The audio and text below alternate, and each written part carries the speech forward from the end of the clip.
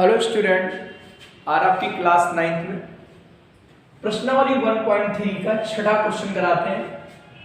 1/17 के दशमलव प्रसार में अंकों की पुनरावृत्ति खंड में अंकों की अधिकतम संख्या क्या हो सकती है और अपने उत्तर की जांच करने के लिए विभाजन प्रक्रिया कीजिए। तो 1/17 है और इसको आप भाग करके देखेंगे, जिससे मालूम हो जाएगा दशमलव प्रसार में अंकों की पुनरावृत्ति खंड में अधिकतम संख्या कितनी हो सकती है। तो उसके लिए आपको भाग करना पड़ेगा, ठीक, जांच करने के लिए भाग करना है।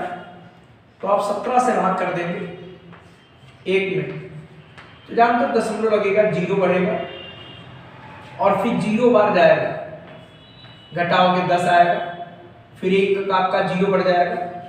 17 × 5 = 85, तो 17 × 6 = 102 ज्यादा हो जाता है, घटाओगे 5 आएगा, फिर 1 आएगा और फिर 0 आएगा, ठीक।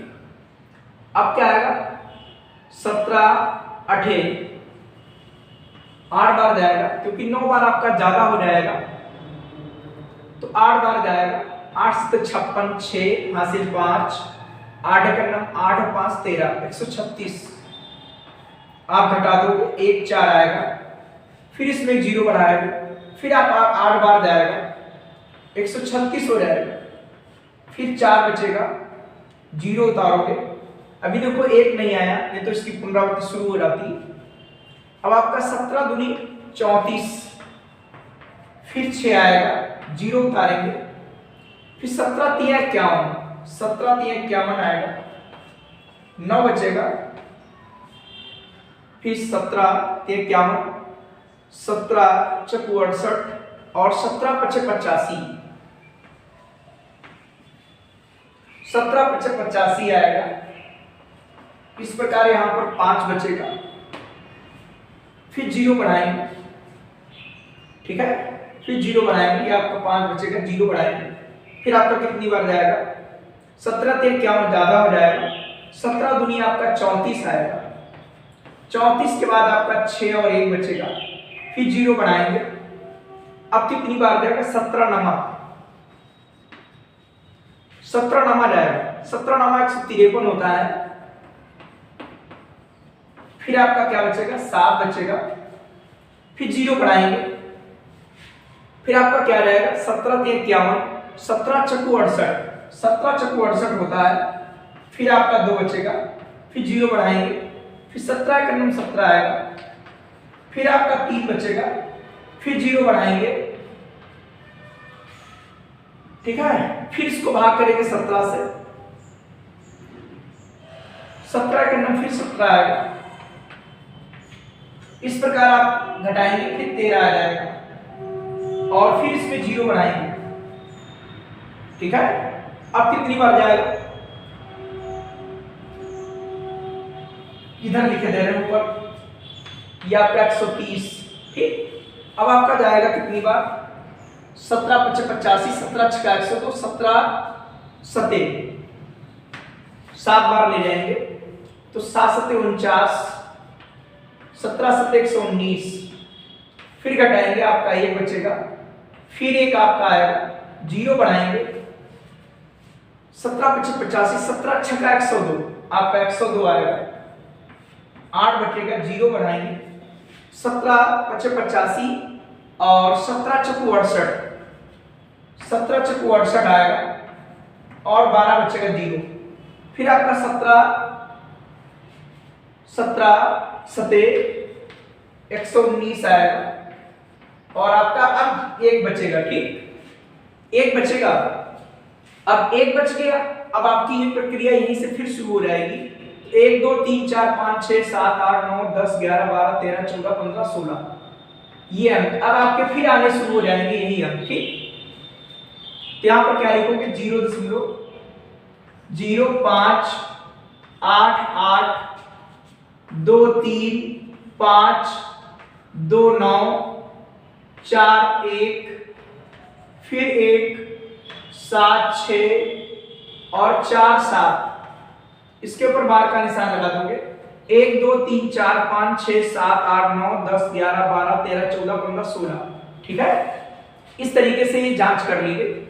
और इसमें लिखना है कि दशमलव प्रसार में अंकों की पुनरावृत्ति खंड में अंकों की अधिकतम संख्या 16 होगी। ठीक, तो यहां पर लिखेंगे कि अंकों के पुनरावृत्ति खंड में अंकों की अधिकतम संख्या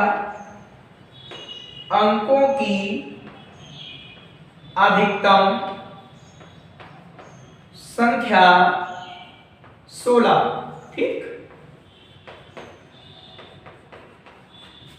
अधिकतम संख्या 16 होगी। ठीक, अंकों के पुनरावृत्ति खंड में अंकों की अधिकतम संख्या 16 अंक देखोगे, उसके बाद पुनरावृत्ति शुरू होगी। ठीक, तो इस प्रकार आपका छठा क्वेश्चन हो जाता है।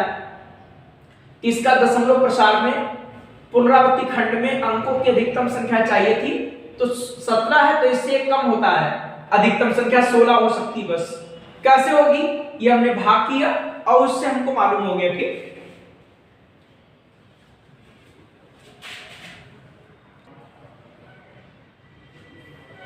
आपका 7वां क्वेश्चन, P अपान Q Q not equal to 0 के रूप में परिमेय संख्याओं के अनेक उदाहरण दीजिए। ठीक, मुझे P अपान Q के रूप में अनेक उदाहरण देना है जहां P और Q पूर्णांक है जिनका एक के अतिरिक्त अन्य कोई उभयनिष्ठ गुणनखंड ना हो, और Q नॉट इक्वल टू 0 हो तो मतलब भी होता है, Q नॉट इक्वल टू 0 होता है, वो तो पहले से लिखना है।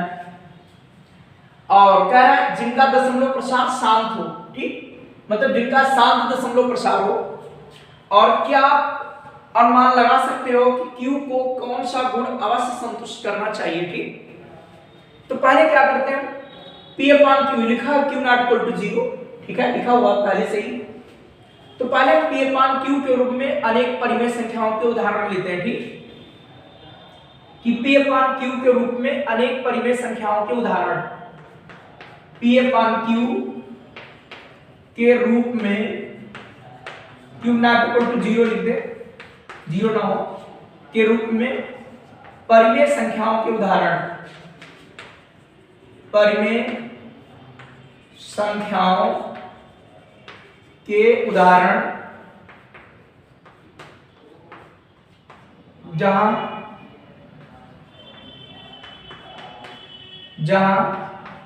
P व Q पूर्णांक है जिनका एक के अतिरिक्त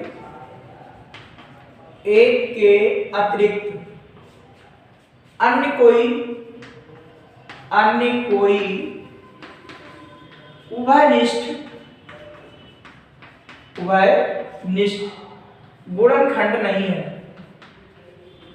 गुणनखंड नहीं है। P अपान Q के रूप में Q नॉट इक्वल टू 0 परिमेय संख्याओं के उदाहरण जहां P Q पूर्णांक है जिनका एक के अतिरिक्त कोई उभयनिष्ठ गुणनखंड नहीं है। तो देखिए उदाहरण कौन से होंगे, जैसे लिख दिया हमने 7/4, 7/4 या 1/2 लिख दीजिए, 1/2, ये भी पूर्णांक है और ये भी पूर्णांक है, और इसका दशमलव प्रसार शांत भी है, और इसमें एक के अतिरिक्त कोई भी उभयनिष्ठ गुणनखंड भी नहीं है। इस बात को संतुष्ट करना चाहिए।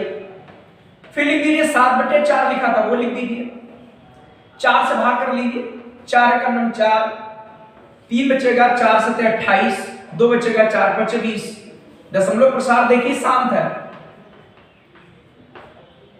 सब शांत है, दशमलव प्रसार शांत होना चाहिए। ठीक, अब इसे लिख दिया हमने, ऐसा लिखना है कि जिनके दशमलव प्रसार शांत भी हो। जैसे लिख दिया हमने यहां पर 12 या 11 कर लो या 13/10 कर लो, क्योंकि ऐसे उदाहरण दीजिए जिनमें एक के अतिरिक्त कोई भी उभयनिष्ठ गुणनखंड नहीं है। 12/10 नहीं लिखोगे क्योंकि इसमें एक के अतिरिक्त गुणनखंड हो जाएंगे। ऐसे लिखना है इनमें एक के अतिरिक्त कोई भी उभयनिष्ठ गुणनखंड नहीं है। 1.3 आएगा, इसका भी दशमलव प्रसार शांत है। कम से कम 3-4 उदाहरण लिख दीजिए। अगला जैसे लिखोगे 5 आपका आएगा 4, या मान लीजिए और कोई लिख दीजिएगा, आपका लिखते हैं 9/5, क्योंकि ऐसा लिखिए इसमें 2 है इसमें 4 है तो थोड़ा चेंज लिख लो। भाग करेंगे 1 और 4 बचेगा 8 × 40 8। इसका भी दशमलव प्रसार देखिए शांत है। ऐसे और चाहो तो लिख सकते हो। ध्यान रखिएगा P/Q के रूप में लिखना है, इनके दशमलव प्रसार शांत होने चाहिए और ये पूर्णांक होने चाहिए और इनमें एक के अतिरिक्त और कोई भी उभयनिष्ठ गुणनखंड ना हो। जैसे इसमें एक दोनों के गुणनखंड में मिलता है और कुछ नहीं मिलता, एक ही मिलेगा और कुछ नहीं मिलेगा। ठीक है, अब इससे क्या निष्कर्ष निकलता देखिए, इतना क्वेश्चन हो गया है। अब कह रहा आप अनुमान लगा सकते हो कि Q को कौन सा गुण अवश्य संतुष्ट करेगा। अब इनके Q के बारे में विचार कीजिए। इसका Q क्या है 2, इसका Q क्या है 4 और 4 क्या आएगा 2 × 2 अर्थात 2 की पावर 2। ये 5 है, क्या आएगा 2 × 5, ये 5 है।